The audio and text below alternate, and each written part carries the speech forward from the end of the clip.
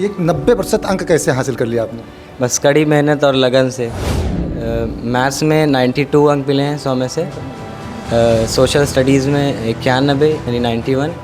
हिंदी में मेरे 88 आए हैं और इंग्लिश में मेरे भी 88 आए हैं और साइंस में मेरे 80 के करीब आए हैं। मैं लगभग 4 से 5 घंटे रोज़ाना अपने आप को देता था पढ़ाई के लिए। ट्यूशन करते थे, आपकी सेल्फ स्टडी है? ये पूरी सेल्फ स्टडी थी मेरे और 4 से 5 घंटे बस मैं पढ़ाई को देता था। सर, फेवरेट सब्जेक्ट आपका कौन सा? मेरा फेवरेट सब्जेक्ट विज्ञान और गणित है, यानी मैथ्स और साइंस। विज्ञान और गणित तो कठिन सब्जेक्ट लोग कहते हैं होता है। कठिन कुछ भी नहीं हो सकता है। एक श्लोक है कि करत करत अभ्यास के जड़मति होत सुजान, और वही अभ्यास से इंसान काबिल बनता है और अभ्यास ही चाहिए। और मैं अभ्यास ही करता रहता था और देखिए आज आगे क्या बनना चाहते हैं? आगे मैं IAS ऑफिसर बनना चाहता हूँ। गोंडा मुख्यालय से लगभग 60 किलोमीटर दूर स्वामीनारायण छपिया धाम के पास एक गांव है टीकर। वहां के बच्चे ने CBSE बोर्ड में 90% अंक हासिल किया है। आप सोच सकते हैं कि 60 किलोमीटर दूरी का बच्चा जो दूर दराज ग्रामीण क्षेत्र में रह रहा हो और वह बच्चा 90% अंक लाए तो ये एक बड़ी बात होगी।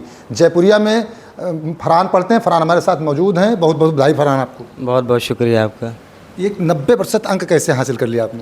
बस कड़ी मेहनत और लगन से, और ईश्वर की कृपा रही मेरे ऊपर और मैंने मेहनत से ये 90% हासिल किया। हाई स्कूल में आपने 90 हासिल किया? जी जी। सब्जेक्ट और बताइए कितने कितने अंक मिले आपको? मेरे मैथ्स में 92 अंक मिले हैं 100 में से। सोशल स्टडीज़ में 91 यानी 91। हिंदी में मेरे 88 आए हैं और इंग्लिश में मेरे भी 88 आए हैं और साइंस में मेरे 80 के करीब आए हैं। ये 90% हाई स्कूल में है, इंटर में बढ़ाना चाहेंगे? जी बिल्कुल, प्रयास यही रहेगा कि 95 तक मेरी आगे गाड़ी बढ़े। जी 90 से और सीढ़ी आगे किसकी? जी जी। कितनी देर पढ़ते थे फरहान?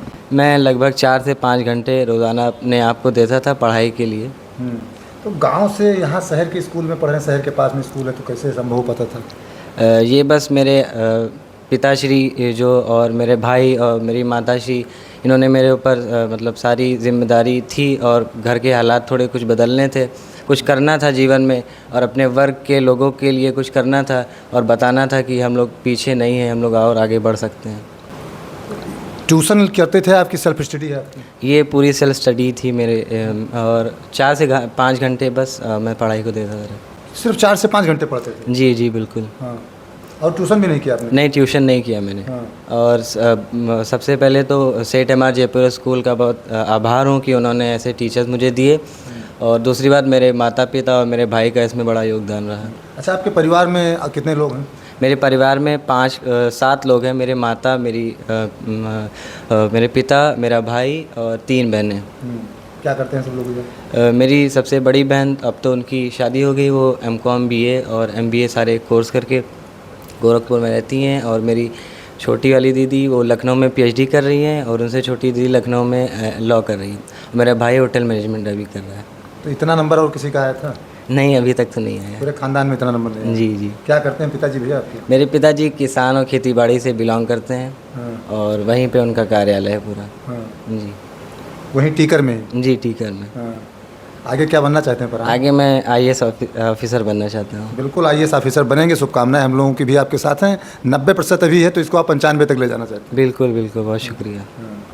अच्छा, फेवरेट सब्जेक्ट आपका कौन सा है? मेरा फेवरेट सब्जेक्ट विज्ञान और गणित है, यानी मैथ्स और साइंस। विज्ञान और गणित तो कठिन सब्जेक्ट लोग कहते हैं होता है। कठिन कुछ भी नहीं हो सकता है। एक श्लोक है कि करत करत अभ्यास के जड़मति होत सुजान, और वही अभ्यास से इंसान काबिल बनता है और अभ्यास ही चाहिए। और मैं अभ्यास ही करता रहता था और देखिए आज। ये श्लोक कहाँ से याद हो गया आपको? ये श्लोक मैं बहुत फेमस था और मुझे कबीरदास की दोहे भी पसंद रहती हैं, तो मैं कभी कभी सुनता रहता हूँ। कोई रोकता नहीं है आपको? नहीं नहीं, कोई रोकता नहीं। एक मुस्लिम होकर आप कबीरदास जी के दोहे पढ़ रहे हैं? नहीं, ऐसा कोई नहीं। हमारी फैमिली बेसिकली ये सारी चीज़ों पे ध्यान नहीं देती है, और हमारी फैमिली इल्म पे यानी एजुकेशन पे ज़्यादा ध्यान देती है। और आजकल के दौर में ये चीज़ें हो गई हैं कि संगति का असर बड़ा पड़ता है। तो उस पर भी 2 लाइनें हैं कि चंदन विश्वापत नहीं लिपटे रहे भुजंग, यानी अगर आपके अंदर अच्छाई है तो आपको बुरा कोई नहीं कर सकता है। यानी आप अच्छे होने चाहिए। आप अच्छे हैं तो बिल्कुल सही कहा आपने, आप अच्छे हैं तो बुराई का असर नहीं होगा। परिवार में आपके पढ़ाई लिखाई का माहौल रहता है, आपने बताया कि प्रेरित लोग करते रहते हैं। माता जी या पिताजी कभी आपसे कहे नहीं, टोके नहीं कि 4-5 घंटा पढ़ते हो और पढ़ो और मेहनत करो? मेरे माता श्री जो हैं वो मुझे कभी कभी कहती थी कि थोड़ा कम पढ़ो, या बहुत ज़्यादा कभी कभी जब एग्ज़ाम ये 15 या 20 दिन बाकी थे तो मैं रात रात भर पढ़ता रहता था, खाना पीना सब भूल गया था। तो वही मेरी माताश्री का तो उनका भागीदारी रही, परंतु उन्होंने मुझे ये कभी नहीं कहा कि पढ़ाई के लिए वो कहीं से भी कुछ भी करें, लेकिन पढ़ाई के लिए वो रोकती नहीं थी मुझे, हमेशा प्रेरित किया उन्होंने, और उनकी वजह से मैं आज इस काबिल बना हूँ कि इंटरव्यू दे रहा हूँ। अच्छा ये बताइए भैया, सबसे कठिन सब्जेक्ट आपका कौन सा लगता है?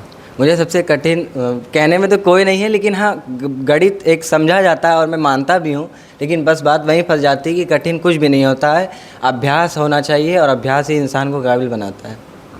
अभ्यास ही इंसान को काबिल बनाता है, बाकायदा कबीरदास जी के दोहे भी इनको याद हैं। 90% अंक लाए हैं हाई स्कूल में, इनका कहना है कि इंटरमीडिएट में इससे आगे बढ़ेंगे, और माता पिता को श्रेय दे रहे हैं, गुरुजनों को अपने श्रेय दे रहे हैं। लेकिन सबसे बड़ी बात इन्होंने बताई कि इनके परिवार में एजुकेशन का माहौल रहता है, पढ़ाई लिखाई का माहौल रहता है। आगे चलकर फरहान IAS बनना चाहते हैं।